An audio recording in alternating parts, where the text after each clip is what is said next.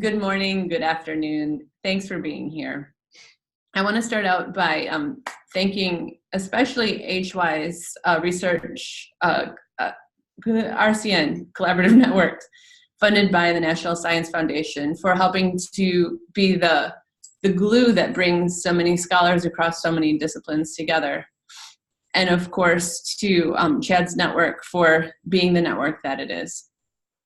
I hope that what we do here is it's kind of like open up this paper for friendly fire.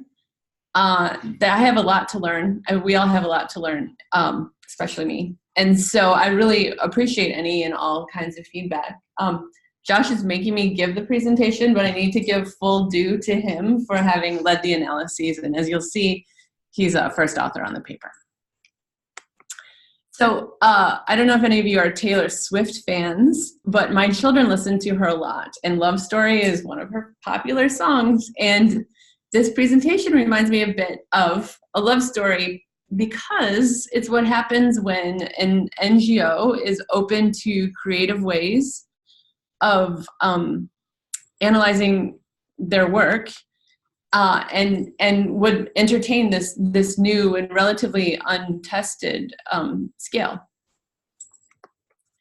What happened is Chad was kind of the matchmaker, and he connected Janie and I, and we learned of the work that Oxfam was going to be doing in evaluating two programs that they had. This is Oxfam Great Britain. One site was in North Kivu, the southern part of North Kivu, and the Democratic Republic of Congo. That was 34 villages, mostly rural. And the second site that Oxfam was evaluating was in Lusaka, so urban Lusaka, 3 peri-urban communities. Sample size also about 1,000. And there was really a range of activities that were used to improve the provision and sustainable management of WASH services. And these activities are not the same in each place, but what was the same in each place is that there was an emphasis on governance, and the interventions lasted both for about 4 years. So I think the HWISE scale is familiar to most of you. I'll just touch on it. That what it does is it measures experiences of household level water insecurity, and we define that as the ability to access and benefit from adequate, reliable, and safe water for well-being and a healthy life. So this is measuring access and use at the household level. People use the term water insecurity to mean a lot of things. That's where we're focusing here.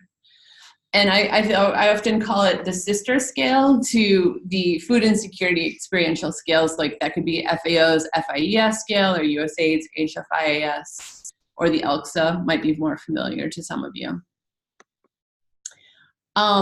And so initially we were able to measure, what I learned to do was to measure household food and water insecurity in Kenya. So like for this woman, and turns out that we found the 20 items to do that. But what's more interesting is when we can apply that elsewhere. So that's what HWISE globally has become. So like I said, this is something of a love story.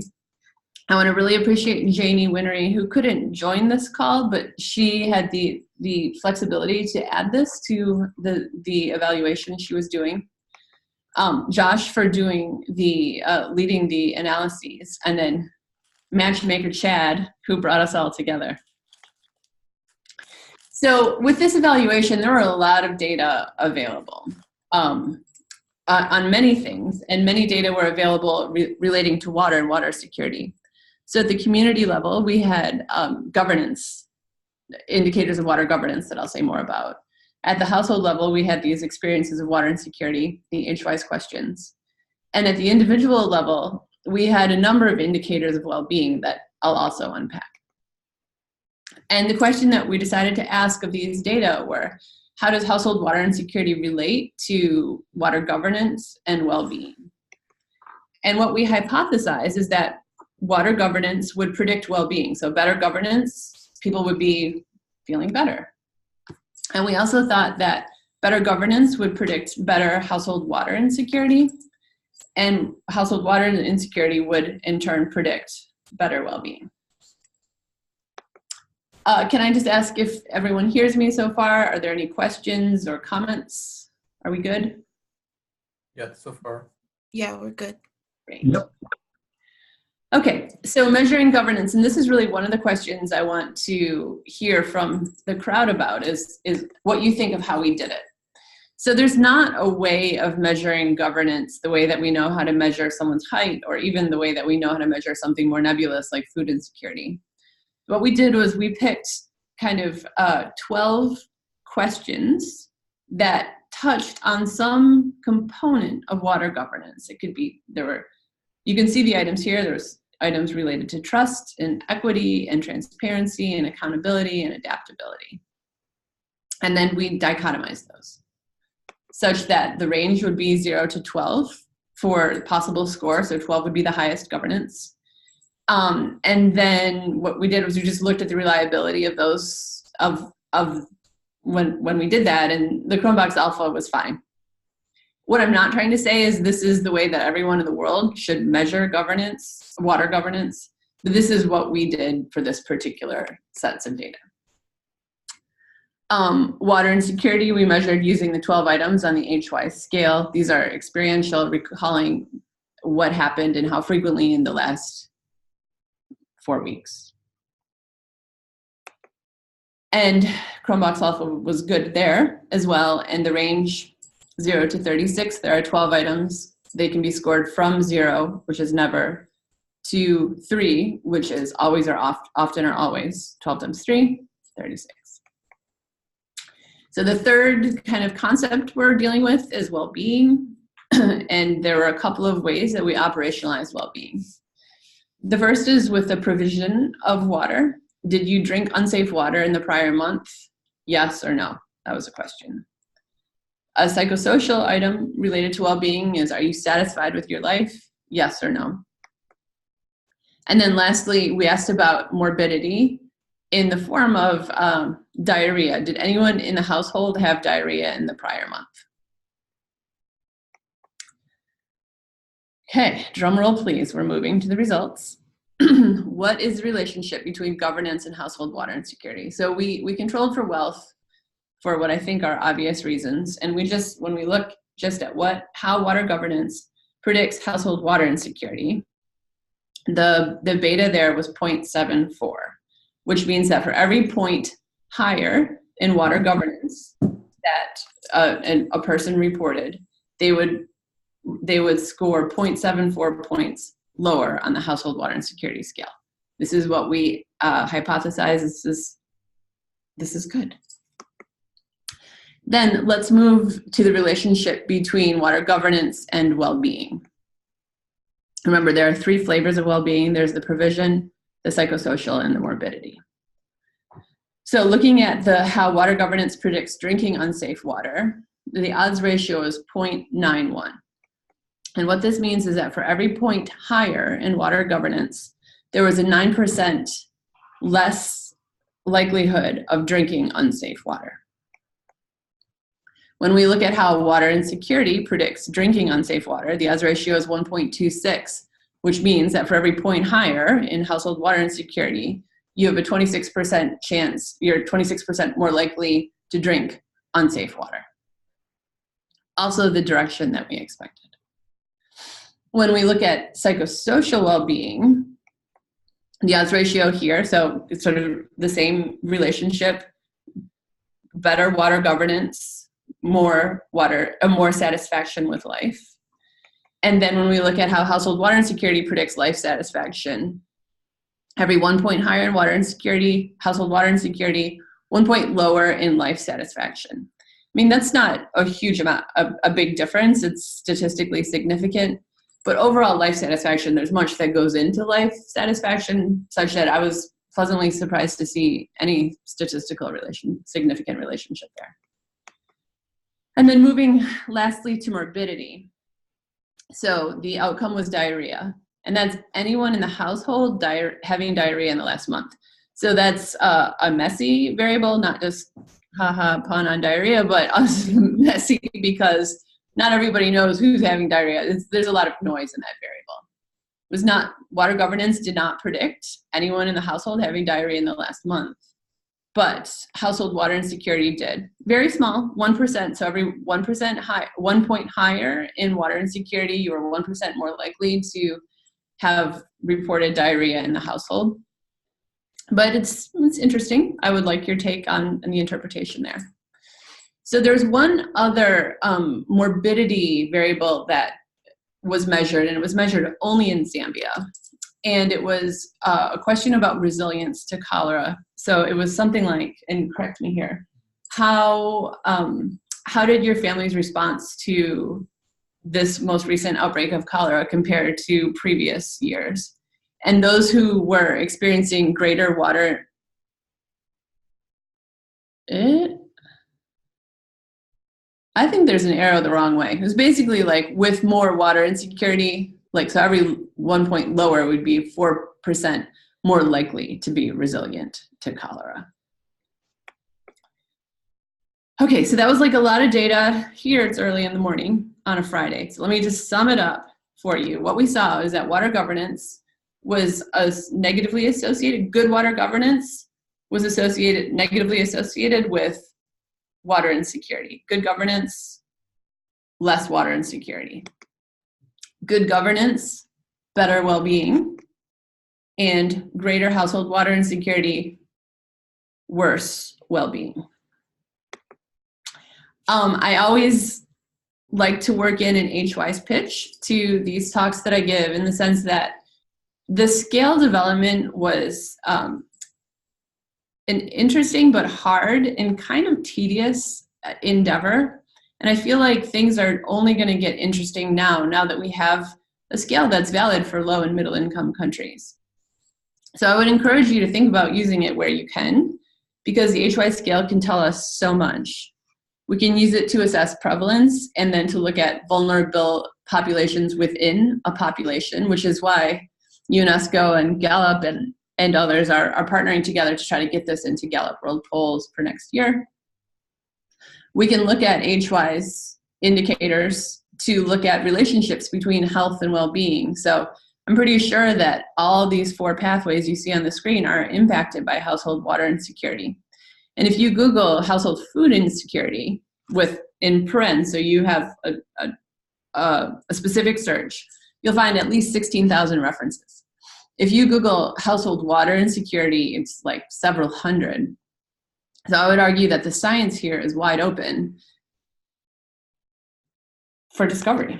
And then lastly, we can use the HWISE scale to monitor and evaluate interventions, or even determine cost effectiveness, and which is why I'm so glad that these organizations and others are thinking about using HWISE to figure out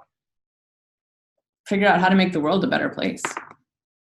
So I want to thank all the collaborators who put so much work into developing the HWISE scale. I want to thank Janie in her absence and Oxfam for being such nice team players. And you guys for listening. So, friendly fire, let the questions begin. I have a couple of questions prepared for the group, but maybe just open it generally for thoughts, feelings, etc. Thank you. Okay, thank you for that, Sera. I think, yes, let's open the floor to questions from Antonia, Daud, Felicia, Justin, if he's gotten his microphone working. And then we can add in the questions that we talked about earlier in the week as appropriate. So, are there any questions coming from participants in Portland, Arizona, Durham, or Miami?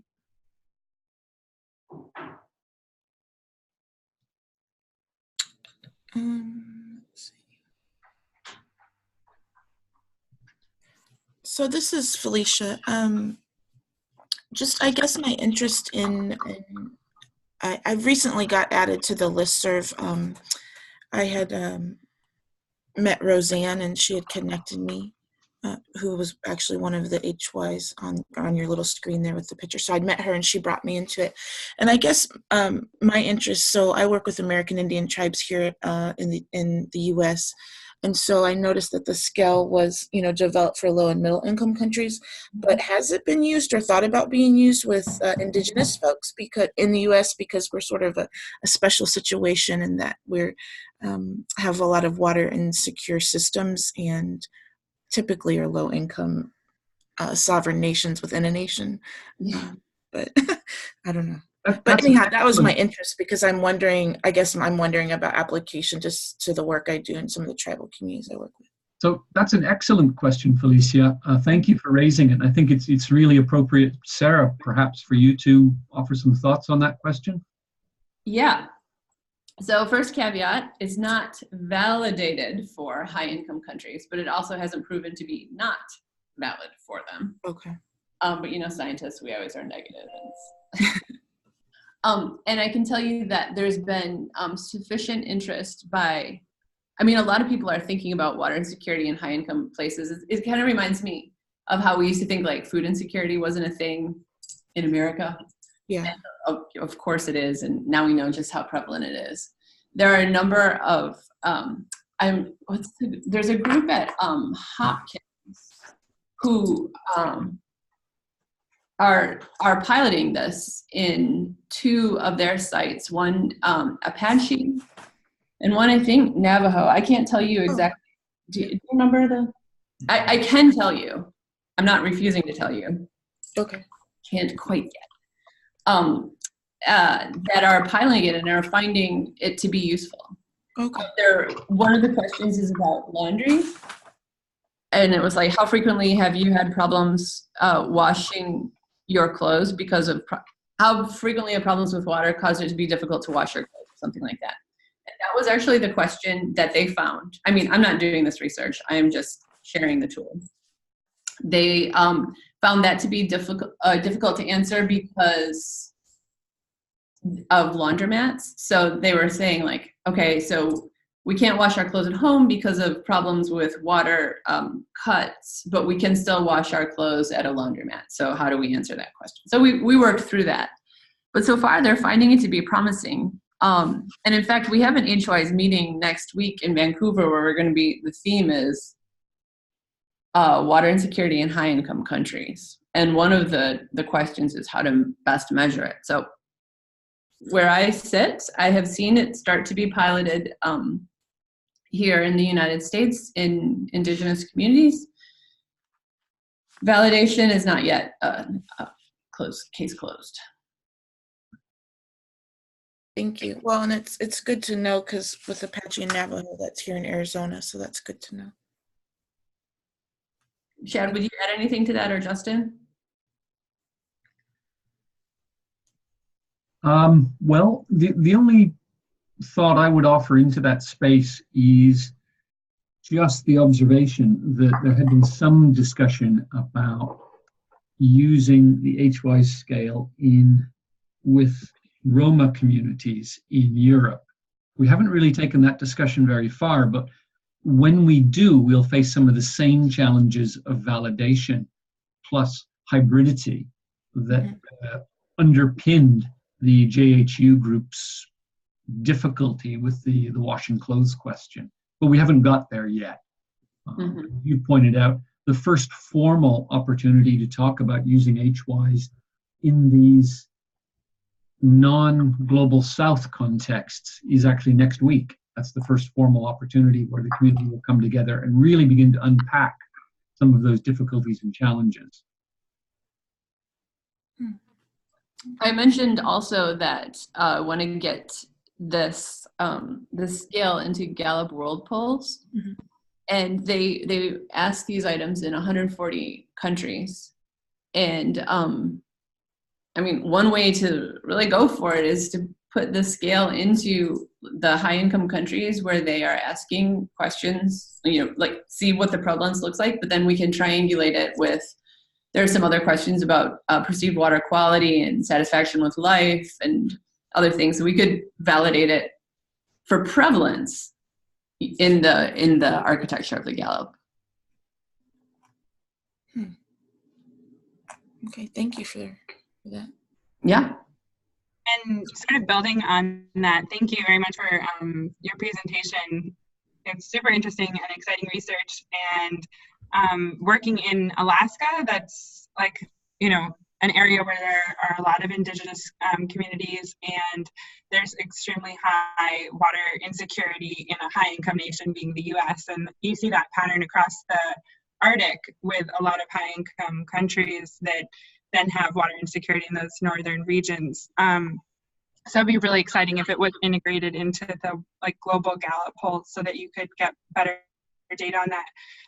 And in terms of the paper, I was just curious, sort of as when you said a question for the group for the table 1 in the paper, I was thinking about the water governance components. And I really like the different questions that you have in the survey items. And I was thinking about maybe the concept of like inclusivity, like along that regard of sort of indigenous communities and different ways of governing water. And maybe there could be a question around like, do you view the process as inclusive, or how inclusive is water governance? Because in Alaska, there are tribal councils that govern water, and then there's the state and then the federal level. And so it can be tricky because there's so many layers of governance and different scales. But I was just sort of thinking about that idea of inclusivity, which I think is sort of embedded in the questions as well. So it's tricky, but just wanted to highlight it in particular. Thanks. Okay, so a question about how we conceptualize and measure governance in this context. Who's mad at me? That's what I want to know. I don't think anyone's bad. I guess if I could just offer a thought on that question, Antonia. One of the things that struck me when I first saw this paper was that a lot of the questions that were asked by Oxfam in its study locations were quite similar to questions that we put into explorations of environmental governance in post-communist Eastern Europe in the early mid-1990s. So for me, the questions that were structured really resonated, but they also troubled me slightly in as much as I don't know enough about the scholarship underpinning them to feel totally comfortable. But again, this is one of those observations that I noted at the time when I was going through the first versions of the paper, but have not had a chance to follow up yet. I mean, I think we could argue that the time is ripe for someone to make a water governance scale.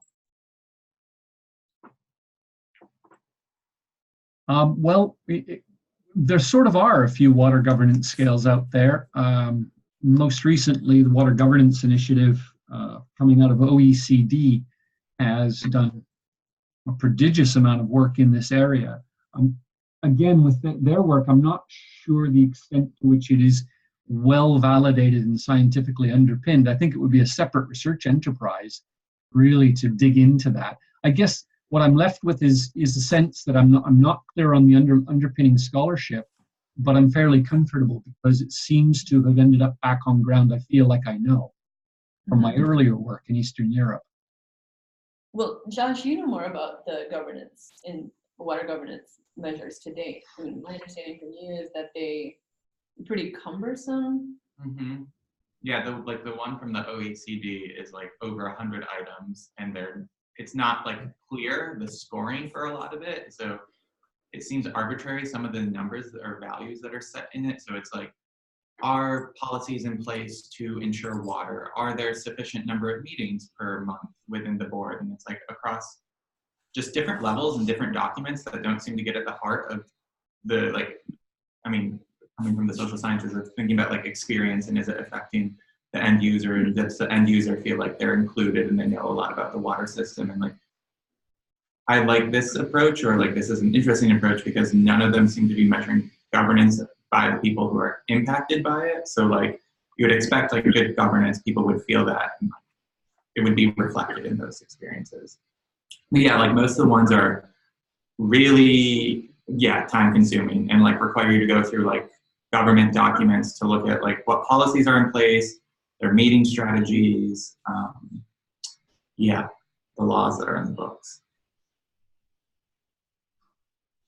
Does anyone have any other comments or thoughts about conceptualizing or measuring governance?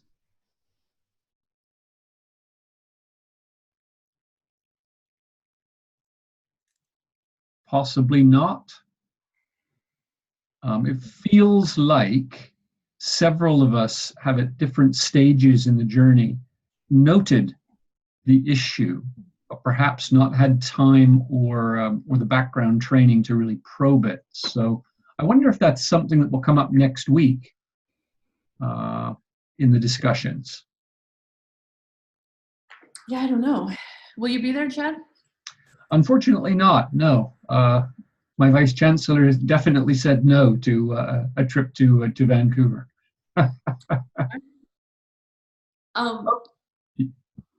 Yeah, so confessing that I'm a novice at water governance, is there any literature that anyone would recommend about governance that was missing from what's in the paper? Well, just from the Eastern European studies point of view, there was quite a lot of work coming out of political science and political anthropology in the 1990s, thinking about what it meant in that specific geo-economic context. So for me, if I was to suddenly find I had time and resource to follow up this particular question mark, I'd probably go back to that and try and track forward to the present. But Okay. there are certainly other bundles of literature out there that explore what governance is in different contexts, perhaps in Aboriginal or in Indigenous contexts, Felicia? Yeah, well, and so this is, I'm typically a qualitative researcher, so I'm not quite as up to date on different scales. And honestly, as a junior faculty, I'm still sort of developing this research agenda. So I don't have anything to contribute as far as resources right off the top of my head. But it's really interesting because I was sort of thinking the same thing about what Antonia was saying with who manages water governance in our tribal communities. And so that's sort of what I'm thinking about of just the multiple levels of governance that we have and how that might be captured differently. Okay. I know UBC out in Vancouver, where you'll be next week, they have a lot of interesting like water governance papers and insight. Layla Harris, I think, and then in Alaska, I know Nicole Wilson has written a bit on water governance and looked at different experience of water and the inclusivity around Native Alaskan communities. And also bridging into the Yukon. So she did a bit of like trans Canada, US communities. Wow, interesting. There. Yeah, they would be good reviewers for this paper. Are any other suggestions for reviewers? I just make an observation, two observations. One is that Layla Harris is one of the co-organizers of next week's discussions around HWISE in advanced economies. So that's a really nice join up. Thank you for that, Antonia. On your observation, Felicia, I don't have anything concrete to offer, but a good chunk of my family are Cree from the eastern slope of the Rocky Mountains in Canada. And I have wondered about what their perspectives would be on questions like water insecurity and governance. But again, I really haven't had time to follow it up, even at a personal level, by ringing my uncles and aunts. Yeah, no, it makes it for really interesting because I did my dissertation with the Kickapoo tribe in Kansas, and it was more around capturing their perspective of how they saw water influencing their health and well-being in their community. But I did a photo voice qualitative study, and so it was really it's interesting to see how they came and how they responded to that. And so I guess my interest here is thinking of how if I'm trying to partner with a community locally here in Arizona to do that if I could then make it a mixed method and potentially include the HWISE scale and other things. I guess that's what I'm thinking. That would be awesome. Have you happened to publish this work, Felicia, that you did earlier? I'm sorry? Have you published the photo voice study that you did? Yeah. Will you send it to me? Yeah. Thank you. Perhaps you could And me share too. a reference to everyone. Okay, yeah.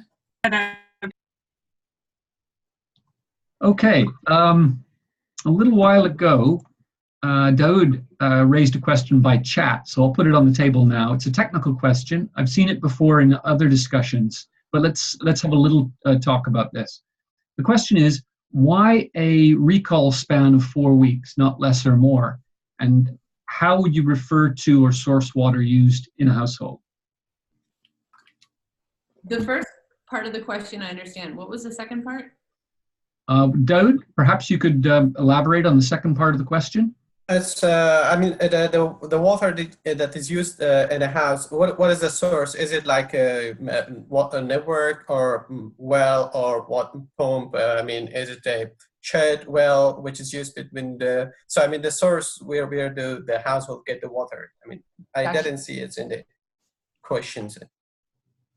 So for these sort of experiential scales, if we think of food or if we think of water or depression even, mental health kind of recalls, there are generally 2 recall periods that are generally used. I'll just say generally for the third time. One period is 4 weeks or a month. The second period is a year. Mm-hmm. And both of those can be appropriate depending on what you're trying to measure.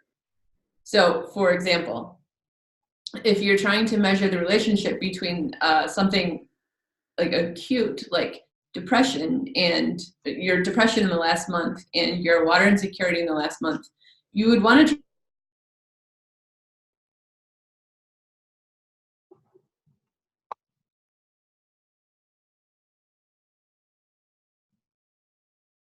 I don't know if you can hear me, Sarah and Josh. But like mismatch between the measure.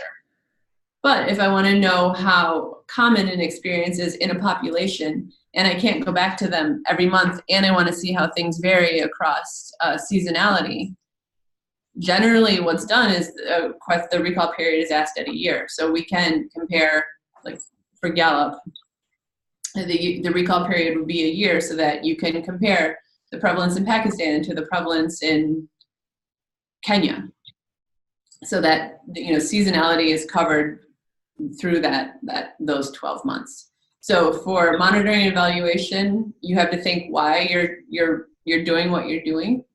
For HWISE, we're interested in these pretty sort of specific outcomes, like even something as biological as adherence to medicine. Well, that's behavioral too. Something as urine specific gravity. Thank you. And so asking like what your current hydration status is, you can ask at a more precise interval, like a month. You'll get closer to that experience. So there's different reasons to measure for different periods of time. I stand to be like, I'm very confident of this 4-week period for household water insecurity for a number of reasons, but I'll give you one example of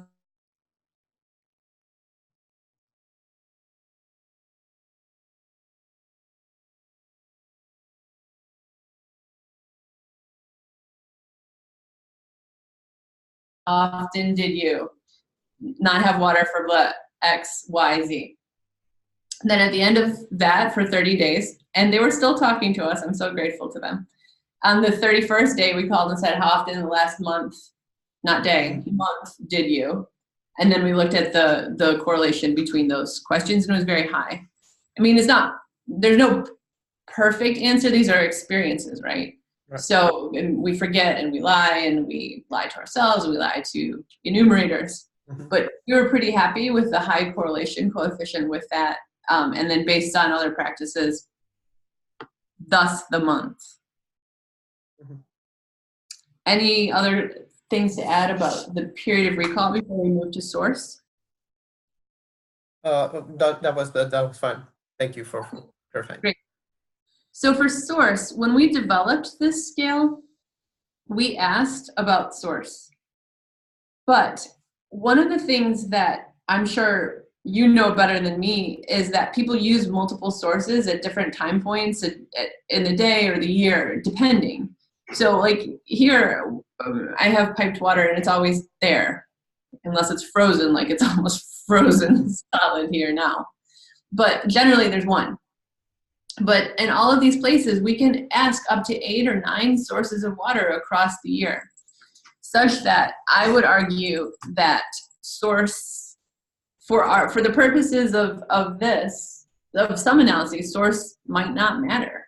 The fact is not where you get your water from, but if you are worried about it, if you're able to prepare food as you want, if you're not going to sleep thirsty, if you can wash your hands after using the toilet, that's what matters. And for that, it doesn't matter where it comes from or how many sources. People can disagree. Mm-hmm.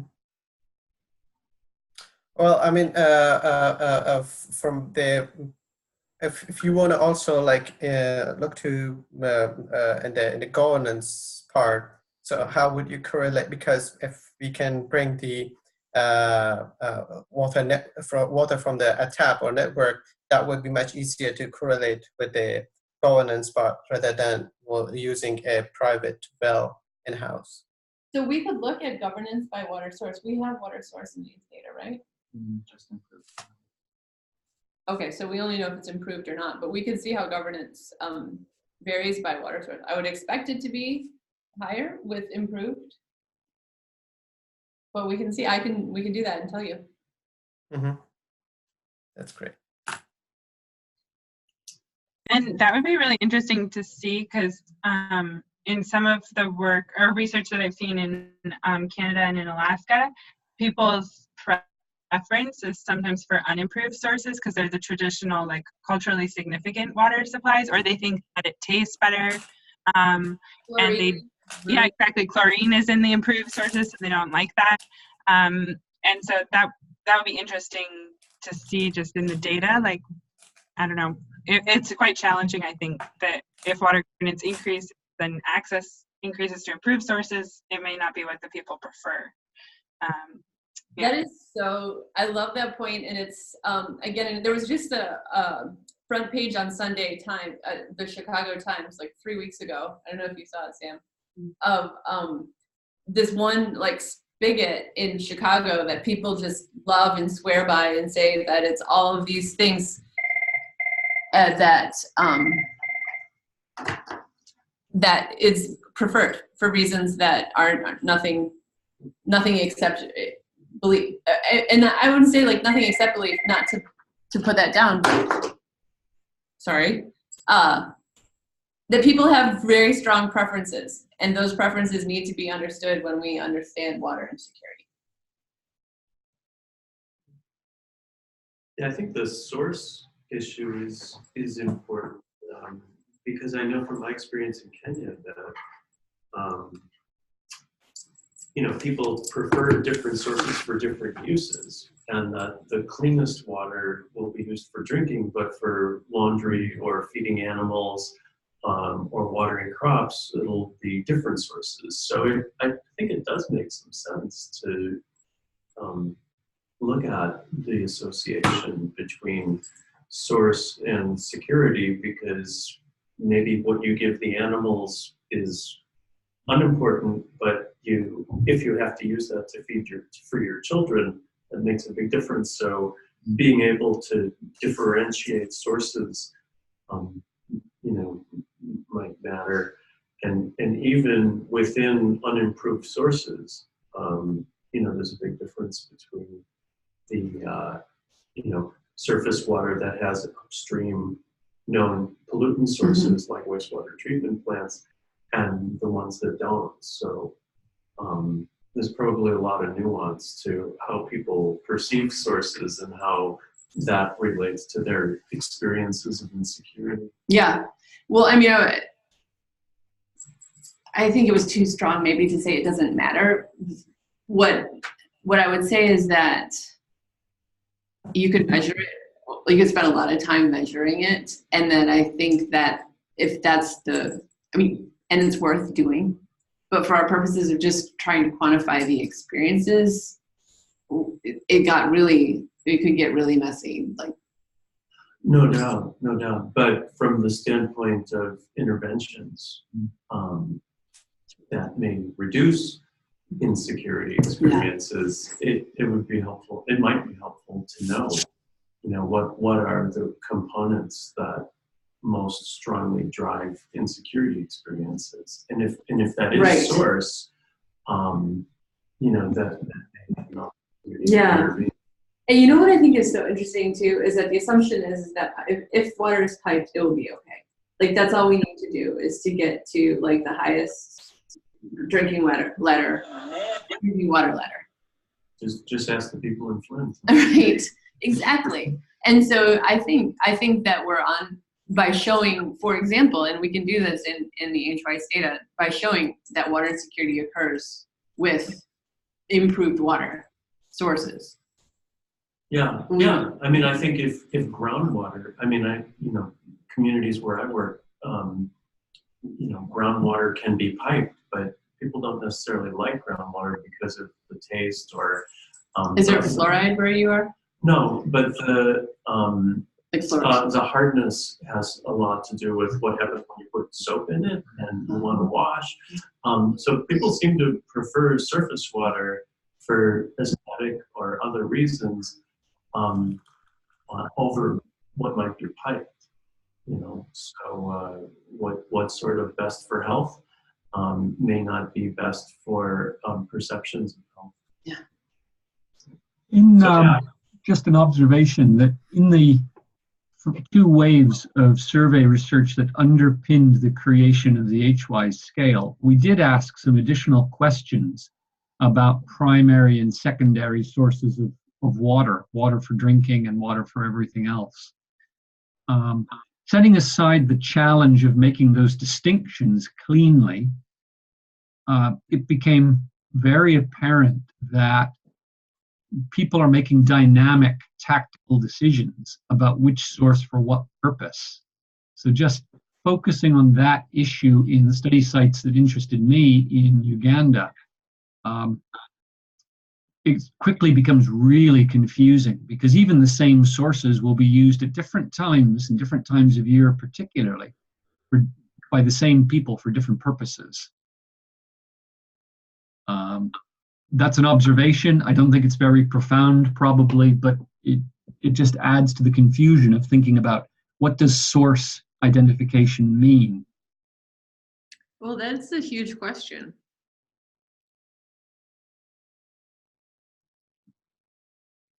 I mean, one of the things that, just building on that observation a little, in southwestern Uganda, where a lot of our work is taking place, because the geology is highly volcanic, you're in the Virunga Mountains on the Rwandan and DRC borders, you don't drill for water. In fact, my field engineer destroyed a drilling rig trying to do so.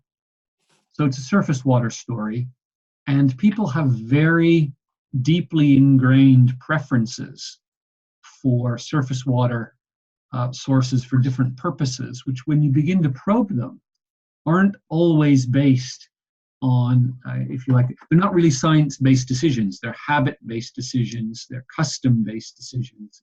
I don't mean to deride or denigrate them in any way, but all I'm trying to say is that they're very complex to unpack and understand.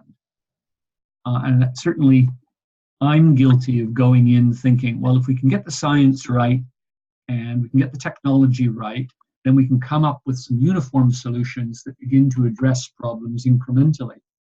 All of that gets knocked into a cocked hat when you realize that people make decisions very dynamically, even different uses of the same source, or different sources for the same use, for that matter. That's really interesting. Because I was just thinking about my work with Kickapoo, and I would add to that too. So it's a community that doesn't have access to groundwater, so it's all surface.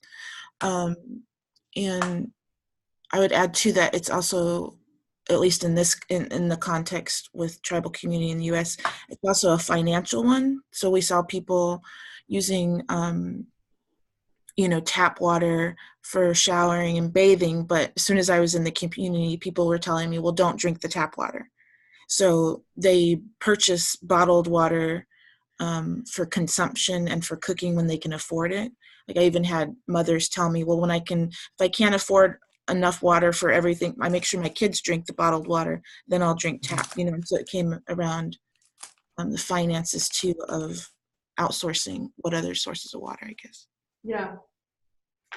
Yep, I've heard that from the not my Hopkins collaborative friends who I know at Hopkins who are looking at actually how water preferences and our water insecurity is driving the consumption of increased sugar sweetened beverages on reservations. Yeah. That's true. It has. Okay, additional questions?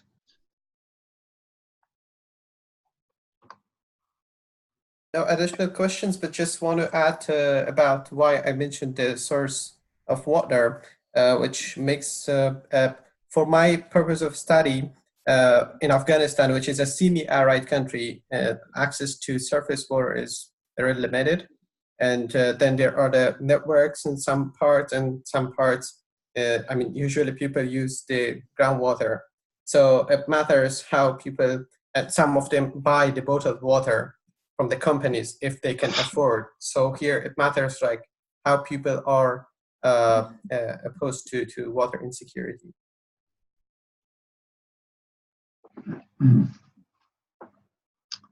Okay.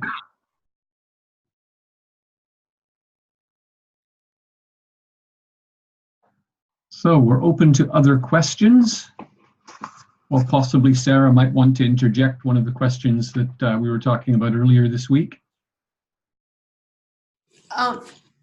Well, thirst for knowledge. If there's any other reading related to this stuff, and Chad pointed us to some. If there's anything else, either reviewer names, reading, or even journal venues. We have one proposed, but if there's any favorite journals people have, What is the journal you're thinking of? I have it on the Word doc somewhere. I don't know. I think it's an interesting paper to try and place because it could speak to several different communities of practice and scholarship. I'm looking at your paper and you have it as environmental science and policy. A+, thank you, Felicia. You're welcome. There you go. Has anyone talked with Martin Berenson, the editor?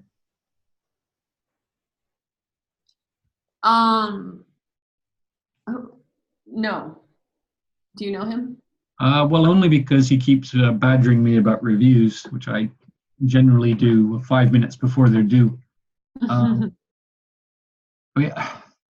I've learned over the years that there's nothing wrong with just contacting the editor and saying, look, we've got this paper, this is the title in the abstract, do you think it'll fit? Yeah. Because one of three things happens. They say nothing, in which case I've lost nothing. They say, yeah, that's fine, we'd love to see it, in which case you feel a little bit of a thrill of encouragement. Or they say, oh, actually, you know what, we've had too many papers like that recently, we'd rather not. Or we've just changed editorial policy, or whatever the case may be, in which case I don't need to worry about the journal anymore. Well, my sticking point with them is that open access fee is $3,500, $3,550. So, and I really care a lot about open access. I don't know if I care $3,500 worth of open access, but that's one of my eyebrows raised over this journal.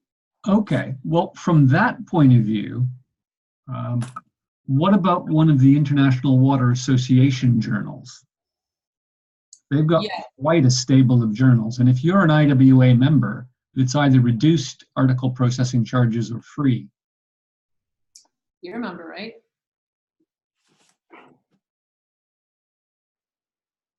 Okay, well, yeah, basically, in fact, I submitted something yesterday and had to confirm that that was still the policy only earlier this week. I think that this might be the time to just thank everyone for their attention and thinking, and for like engaging with HWISE RCN. Like, it's great to increase the family. Don't be strangers. You should share with us things that you publish, share things that you're interested in. I mean, the point of this is to help each other and sort of, you know, lift as we climb. So we're here to help. Okay. Thank you. And thanks very much for your presentation again and all of your work on these issues. And I had a quick question about next week with your meeting in Vancouver. Is any of that like webinar accessible, or like streaming in and like seeing, you know, participating in the conversations or hearing the discussions, or yeah. So someone else has asked me that too. I'll ask Layla. Great. Thanks. Okay, everyone. Well, thanks for your participation. This was our first Works in Progress webinar, and I think it worked pretty well. I think there's a few little technical improvements that we can make to make things a little bit smoother. If anyone has any other suggestions about features they've seen in other webinars they've participated in, or perhaps something that didn't go quite right at your end and you'd just like to notify us about it, please just drop me an email. I'll put my email in the chat box again, just in case you've not got it, so that I can do better next time. There is a recording of this webinar. If the recording function has worked, I'll find out in a few minutes. And we'll put that up on the Water Security Network website if anyone wants to go back to anything in the webinar, hear something a second time, or what have you. Lovely. Thank you. Thank you for having Thank you so much. Bye, Okay. everyone. Everyone, Thank you. thanks very much, and have a great weekend. Thank you. Same to you. Thank you. Thanks, Chad. Thanks. Bye.